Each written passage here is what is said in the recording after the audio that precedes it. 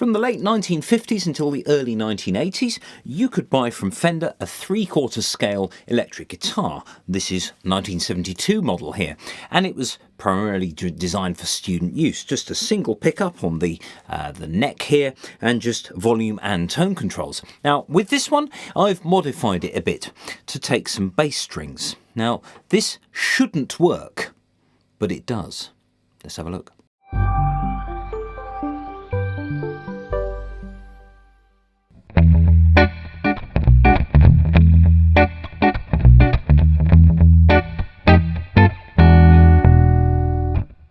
So I've got two bass strings. This is an A and a D bass string off a standard set of bass guitar strings, so it's kind of 50 to 105 gauge.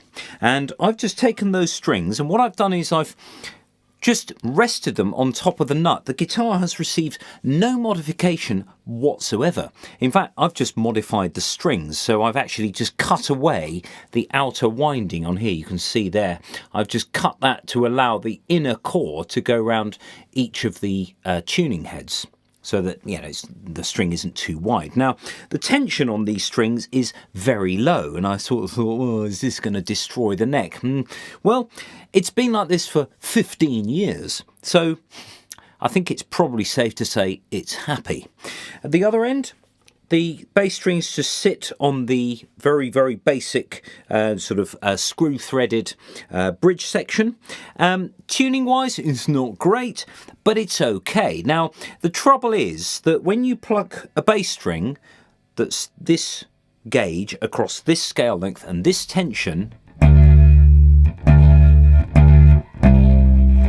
it's not going to sound all that nice. Well, that's okay, because all you have to do is palm mute slightly these bass notes, and you get rid of all of those harmonics that you don't want anyway.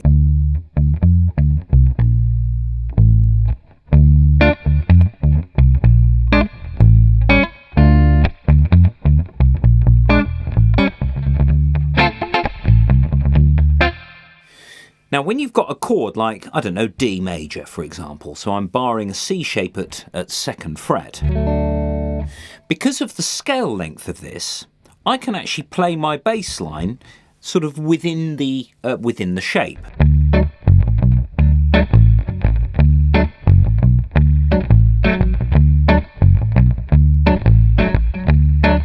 Something like that.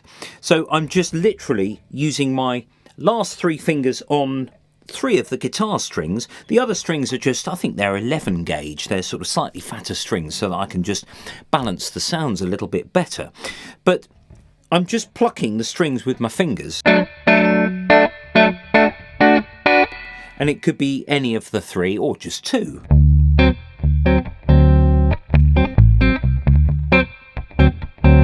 Now, it is feasible to fit a little piece of fabric under the strings just at the end, in case it just saves you from palm muting it, but I've just got used to it over the years. And you can do things like this.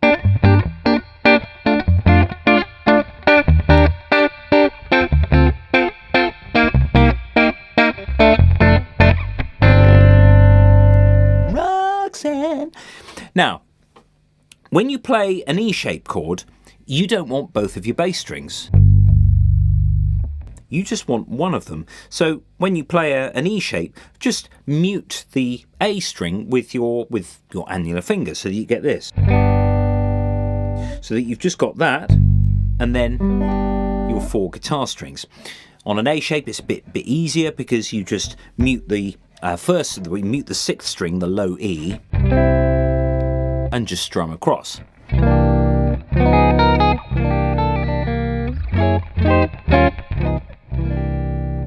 Now, a little bit about the electronics. Now, the pickup here is a lace sensor. I had it in one of my Fender Strat, and I didn't really like the pickups all that much. I went and got a set of Irish Tour pickups from Bare Knuckle Pickups. Lovely. But I took the pickups out, and I used the neck pickup position for the pickup in here. So that's the only modification the guitar's had in its electronics. Everything else is original. I've just got one of these wireless, the Legato WS80. I've made a little video about that as well. And it feeds this. Now here I've got a Behringer mixer, an Alesis MEQ230 graphic equalizer, really cheap back in the day. You can pick them up for nothing. And I've got a little valve preamp here, just one of the pre-Sonus blue tubes. So nothing in here is massive money. It's just bits of gear that I had lying about. So what I've done is I've plugged the guitar into channel 1 of this. So every time I pluck a string, you get the VU flashing there. Out of this are two outputs. One is on a jack plug and the other is on an XLR. Now what I've done is I've wired the XLR output so it's unbalanced, so I've actually linked pins 1 and 2 together, leaving pin 3 as the signal. And they feed two inputs of this graphic equalizer. So here I've got my bass side and here I've got my guitar side. Now it's a little bit unclear, it's very hard to see the sliders here, but essentially what I've got on the bass side is the entire treble range is cut. The outputs of the equalizer then feed my little mixer and then out to my amplifiers. At the moment you're hearing it into Logic, but essentially it's the same principle. You take one output to your bass amp, one output to your guitar amp, and you can even run the guitar one through some guitar stomp boxes as well, so you can get wah-wah and all of that. Of course, because of the separation, there is no electrical separation between the two sounds here. So if I just mute the guitar side, you're just hearing the bass. But you're going to hear some of the treble as well. Likewise, if I mute the other one, I get all my guitar, but very little bass end, so it's safe for use with a guitar amp where lots of bass end would just kill the amplifier. You can hear a bit of spring reverb on that guitar. And then, of course, they can be balanced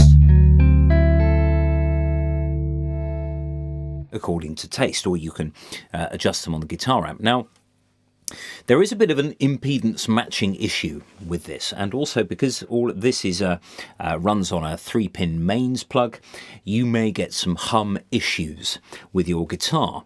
But you can actually, take the outputs of this into a DI box and ground lift and do all sorts of stuff with that. But I've found that keeping cable lengths short away from transformers, actually you can get a really good result with this. So the guitar side is just everything cut from about 250 Hertz downwards. These equalizers can be had very, very cheaply, and they're really useful, properly useful bits of kit. So there it is. That's kind of how I separate these things out. It's just, there's no modification to the nut on this or the bridge, nothing at all. I just put the bass strings on, went, well, it'd be nice if this worked, and it did.